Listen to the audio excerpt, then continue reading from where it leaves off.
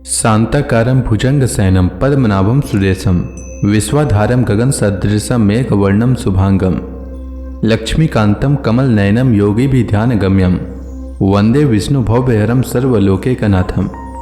मंगलम भगवान विष्णु मंगलम गरुड़ध्वज मंगलम पुंडरीकाक्ष मंगलाय तनोहरि। ओम नमो भगवते वासुदेवाय।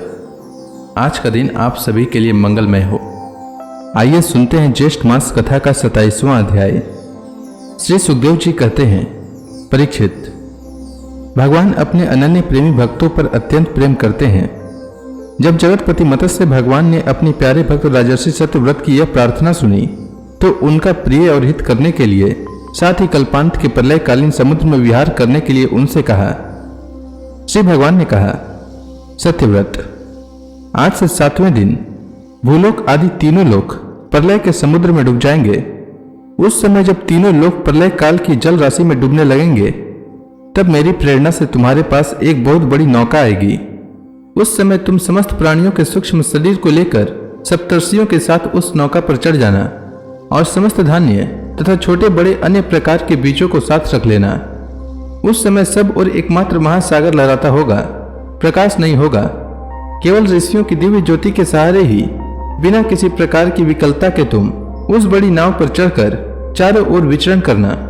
जब प्रचंड आंधी चलने के कारण नाव डगमगाने लगेगी, तब मैं इसी रूप में वहां आ जाऊंगा और तुम लोग वासुकी नाग के द्वारा उस नाव को मेरे सिंग में बांध देना।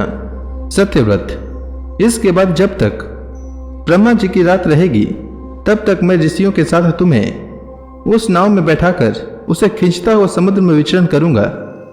उस समय जब तुम प्रश्न करोगे, तब मैं तुम्हें उपदेश दूंगा। मेरे अनुग्रह से मेरी वास्तविक महिमा, जिसका नाम परब्रह्म है, तुम्हारे हृदय में प्रकट हो जाएगी और तुम उसे ठीक ठीक जान लोगे। भगवान राजा सत्यव्रत को यह आदेश देकर अंतर्धान हो गए। अतः जब राजा सत्यव्रत उसी समय की प्रतीक्षा करने लगे जिसके लिए भगवान ने आज्ञा दी थी, कुशों का अग्रभाग पूर्व की ओर करके राजर्षि सत्यव्रत उन पर पूर्वोत्तर मुख से बैठ गए और मत्स्य रूप भगवान के चरणों का चिंतन करने लगे। इतने में ही भगवान का बताया हुआ वह समय आ पहुंचा। राजा ने देखा कि समुद्र अपनी मर्यादा छोड़कर बढ़ रहा है। प्रलय काल के भयंकर मेघ वर्षा करने लगे। देखते ही देखते सारी पृथ्वी डूबने लगी। तब राजा ने भगवान की आज्ञा का स्मरण किया और देखा कि नाव भी आ गई है। तब वे धान्य तथा अन्य बीजों को लेकर सप्तर्षियों के साथ उस पर सवार हो गए। सप्तर्षियों ने बड़े प्रेम से राजा सत्यव्रत से कहा, राजन, तुम भगवान का ध्यान करो, वही हमें इस संकट से बचाएंगे और हमारा कल्याण करेंगे। उनकी आज्ञा से राजा ने भगवान का ध्यान किया। उसी समय उस महान समुद्र में मत्स्य के रूप में भगवान प्रकट हुए। मत्स्य भगवान का शरीर सोने के समान देदीप्यमान था और शरीर का विस्तार 4 लाख कोस था। उनके शरीर में एक बड़ा भारी सिंह भी था। भगवान ने पहले जैसी आज्ञा दी थी, उसके अनुसार वह नौका वासुकी नाग के द्वारा भगवान के सिंह में बांध दी गई और राजा सत्यव्रत ने प्रसन्न होकर भगवान की स्तुति की। राजा सत्यव्रत ने कहा, प्रभु, संसार के जीवों का आत्मज्ञान अनादि विद्या से ढक गया है। इसी कारण वे संसार के अनेकानेक क्लेशों के भार से पीड़ित हो रहे हैं। जब अनायास ही आपके अनुग्रह से वे आपकी शरण में पहुंच जाते हैं, तब आपको प्राप्त कर लेते हैं। इसलिए हमें बंधन से छुड़ाकर वास्तविक मुक्ति देने वाले परम गुरु आप ही हैं। यह जीव अज्ञानी है, अपने ही कर्मों से बंधा हुआ है। वह सुख की इच्छा से दुखप्रद कर्मों का अनुष्ठान करता है, जिनकी सेवा से उसका यह अज्ञान नष्ट हो जाता है। वही मेरे परम गुरु आप मेरे हृदय की गांठ काट दें। जैसे अग्नि में तापने से सोने चांदी के मल दूर हो जाते हैं और उसका सच्चा स्वरूप निखर आता है, वैसे ही आपकी सेवा से जीव अपने अंतःकरण का ज्ञान रूप मल त्याग देता है और अपने वास्तविक स्वरूप में स्थित हो जाता है। आप सर्वशक्तिमान अविनाशी प्रभु ही हमारे गुरुजनों के भी परम गुरु हैं। अतः आप ही हमारे भी गुरु बने। जितने भी देवता, गुरु और संसार के दूसरे जीव हैं, वे सब यदि स्वतंत्र रूप से एक साथ मिलकर भी कृपा करें, तो आपकी कृपा के 10,000वें अंश के अंश की भी बराबरी नहीं कर सकते। प्रभु, आप ही सर्वशक्तिमान हैं। मैं आपकी शरण ग्रहण करता हूँ। जैसे कोई अंधा अंधे को ही अपना पथ प्रदर्शक बना ले, वैसे ही अज्ञानी जीव अज्ञानी को ही अपना गुरु बनाते हैं।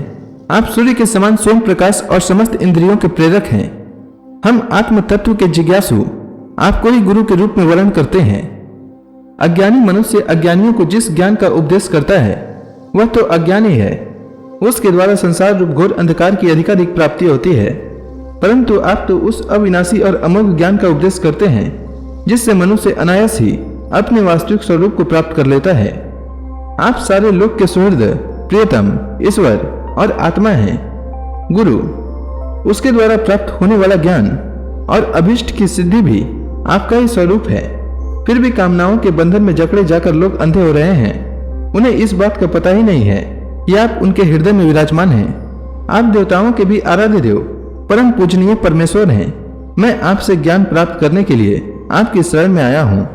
भगवान, आप परमार्थ को प्रकाशित करने वाली अपनी वाणी के द्वारा मेरे हृदय की ग्रंथि काट डालिए और अपने स्वरूप को प्रकाशित कीजिए। श्री सुखदेव जी कहते हैं, परीक्षित, जब राजा सत्यव्रत ने इस प्रकार प्रार्थना की तब मत्स्य रूपधारी पुरुषोत्तम भगवान ने प्रलय के समुद्र में विहार करते हुए उन्हें आत्म तत्व का उपदेश दिया। भगवान ने राजर्षि सत्यव्रत को अपने स्वरूप के संपूर्ण रहस्य का वर्णन करते हुए ज्ञान, भक्ति और कर्म योग से परिपूर्ण दिव्य पुराण का उपदेश किया, जिसको मत्स्य पुराण कहते हैं। सत्यव्रत ने ऋषियों के साथ नाव में बैठे हुए ही संदेह रहित होकर भगवान के द्वारा उपदिष्ट सनातन ब्रह्म स्वरूप आत्म तत्व का श्रवण किया। इसके बाद जब पिछले प्रलय का अंत हो गया और ब्रह्मा जी की नींद टूटी, तब भगवान ने हयग्रीव असुर को मारकर उससे वेद छीन लिए और ब्रह्मा जी को दे दिए। भगवान की कृपा से राजा सत्यव्रत ज्ञान और विज्ञान से संयुक्त होकर इस कल्प में वैवस्वत मनु हुए। अपनी योग माया से मत्स्य रूप धारण करने वाले भगवान विष्णु और राजर्षि सत्यव्रत का यह संवाद एवं श्रेष्ठ आख्यान सुनकर मनुष्य सब प्रकार के पापों से मुक्त हो जाता है।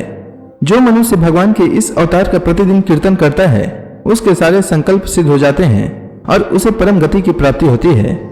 प्रलयकालीन समुद्र में जब ब्रह्मा जी सो गए थे, उनकी सृष्टि शक्ति लुप्त हो चुकी थी। उस समय उनके मुख से निकली हुई श्रुतियों को चुराकर हयग्रीव दैत्य पाताल में ले गया था। भगवान ने उसे मारकर वे श्रुतियां ब्रह्मा जी को लौटा दी एवं सत्यव्रत तथा सप्तर्षियों को ब्रह्म तत्व का उपदेश किया। उन समस्त जगत के परम कारण लीला मत्स्य भगवान को मैं नमस्कार करता हूँ। तो इसी के साथ यह अध्याय समाप्त हुआ। इसके आगे की कथा मैं कल के अध्याय में सुनाऊंगा। तब तक के लिए भगवान हरि का नाम लेते रहें। तो प्रेम से बोलिए भगवान विष्णु की जय, श्री कृष्ण भगवान की जय, समस्त देवी देवताओं की जय।